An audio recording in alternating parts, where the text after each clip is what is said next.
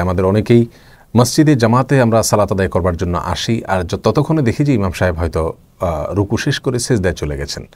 তো ইমাম সাহেবকে যদি আমরা সেজদারত অবস্থায় পাই, পরবর্তীতে আসি, তাহলে আমরা কি ইমামের সঙ্গে ওই অবস্থায় সেজদায় গিয়ে যোগ দেব, নাকি আমরা দাঁড়িয়ে অপেক্ষা করব যে ইমাম সেজদা শেষ করে পরবর্তী রাকাত যখন শুরু করবেন তখন তার সঙ্গে আমরা যোগ দিব?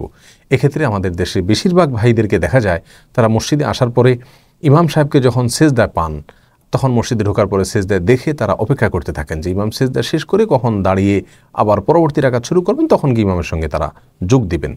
আর এই যে একটি প্রক্রিয়া আমরা দেখি যে অপেক্ষা করা, এটার একটা বিশেষ কারণ হলো যে আমরা মনে করি যে ইমামকে যদি আমি রুকুতে পাই তাহলে তো আমি সে রাকাতটা পেয়ে গেলাম, সে রাকাতটা আমার কাউন্ট হলো, হিসাব হলো।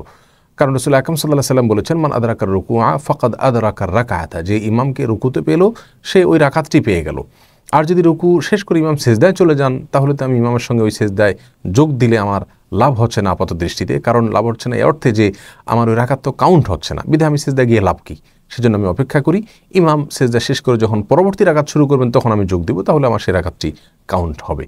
এই যে একটি অভ্যাস আমাদের অনেকের ভেতরে আছে, আমরা এভাবে করে থাকি, এটি ভুল। এটা এই জন্য ভুল যে ইমামের সঙ্গে আমি যদি সেজদায় যোগ দেই তাহলে সেই রাকাতটি আমার কাউন্ট হবে না, এটা ঠিক। কিন্তু এই সেজদায় যোগ দেওয়ার ফলে আমার বিপুল পরিমাণ সওয়াব আহরণ করার সুযোগ থেকে যায়। আমি দাঁড়িয়ে থাকলে তো কোনো অর্জন আমার হচ্ছে না, ওই সময়টাতে আমি যদি একটি সেজদা করে নিতে পারি তাহলে একটি ইবাদত আমার হয়ে গেল।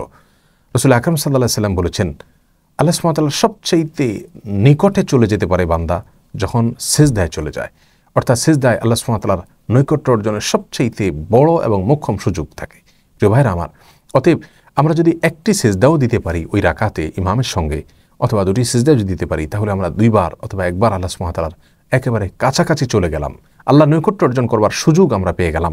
সেখানে আল্লাহ সুবহানাহু ওয়া তাআলার পবিত্রতা বর্ণনা করবার সুযোগ পেলাম এবং তার মাধ্যমে আল্লাহ সুবহানাহু ওয়া তাআলার নৈকট্য অর্জন করলাম, সওয়াব আহরণ করলাম। রাসূল আকরাম সাল্লাল্লাহু আলাইহি ওয়াসাল্লাম তাকে এক সাহাবী জিজ্ঞাসা করেছেন, ইয়া রাসূলুল্লাহ, আমি জান্নাতে আপনার সঙ্গে থাকতে চাই, কিভাবে আমি আপনার নৈকট্য জান্নাতে অর্জন করতে পারবো? আপনার সঙ্গে জান্নাতে থাকার যে সৌভাগ্য, ভিআইপি হিসাবে নবী আলাইহিস সালামের সঙ্গে জান্নাতে থাকার সুযোগ, সেটা আমি কীভাবে অর্জন করতে পারি? তখন রাসূল আকরাম সাল্লাল্লাহু আলাইহি ওয়াসাল্লাম তাকে বলেছেন, আইননি বিকাথরাতে সুজুদ, তুমি আমাকে বেশি বেশি সিজদা করে আমাকে সাহায্য করো। অর্থাৎ বেশি বেশি সিজদা যদি তুমি করো তাহলে ইনশাআল্লাহ জান্নাতে আমার সঙ্গে তুমি থাকতে পারবে। প্রিয় দর্শক, আমরা তো যে হিসাবি সেজদাগুলো করি, প্রতি রাকাতে দুটি করে সেজদা, সেগুলোর বাইরে তো আল্লাহ সুবহানাহু ওয়া তাআলাকে খুব একটা সেজদা করা হয় না, তেলাওয়াতে সেজদা করা হয়। আমরা যদি ইমামকে সেজদায় পাই আর একটি অথবা দুটি সেজদা ইমামের সঙ্গে আমরা করি, যদিও সংশ্লিষ্ট রাকাতটি আমার কাউন্ট হলো না, হিসাব হলো না, গণনায় আসলো না, কিন্তু ওই সেজদা মাধ্যমে আমরা রাসূল আকরাম সাল্লাল্লাহু আলাইহি ওয়াসাল্লামের সঙ্গে জান্নাতে একত্র হওয়ার বা তার সঙ্গে জান্নাতে থাকার সুযোগ আমাদের তৈরি হবে। আল্লাহর নৈকট্য আমরা অর্জন করতে পারবো, অনেক সওয়াব আমাদেরকে এনে দিবে, প্রতিটা তাসবিহ আল্লাহ সুবহানাহু ওয়া তাআলার কাছে করার সুযোগ হবে। অতএব জামাতে নামাজ পড়তে আসলে ইমামকে যদি আমরা সেজদা পাই তাহলে সেক্ষেত্রে ওই অবস্থা আমরা যোগদান করব। অর্থাৎ আল্লাহু আকবার বলে রুকু করতে হবে না, আল্লাহু আকবার বলে সোজা আমরা সেজদায় চলে যাব এবং সেজদার পরে ইমাম সাহেব যদি দাঁড়িয়ে ওঠেন আমরা দাঁড়াবো, আর ইমাম সাহেব যদি বৈঠকে করেন অর্থাৎ দ্বিতীয় রাকাতে থাকেন তাহলে সেক্ষেত্রে আমরা বৈঠক করব, অথবা শেষ রাকাত থাকলে আমরা বৈঠক করব, অর্থাৎ ইমাম সাহেবকে ফলো করব। কিন্তু কোনো অবস্থাতেই এই ভুলটা করব না যেটা বেশিরভাগ মানুষ করে থাকেন, অর্থাৎ আমি মসজিদে একটু পরে আসলাম, ইমাম সাহেব সেজদায় আছেন, আমি সেজদায় গিয়ে আর কী লাভ হবে, এ রাকাত তো আমার কাউন্ট হবে না, সেজন্য আমি দাঁড়িয়ে থাকলাম, তাহলে দাঁড়িয়ে থেকে তো আমার কোনো অর্জন হচ্ছে না। এই ভুলটা আমরা করবো না, দাঁড়িয়ে না থেকে সেজদায় গিয়ে ইমামের সঙ্গে আমরা যোগ দেবো। এবং শুধু সেজদায় নয়, বৈঠকেও যদি ইমাম সাহেব থাকেন আমরা বৈঠকেও যে ইমামের সঙ্গে যোগ দিব।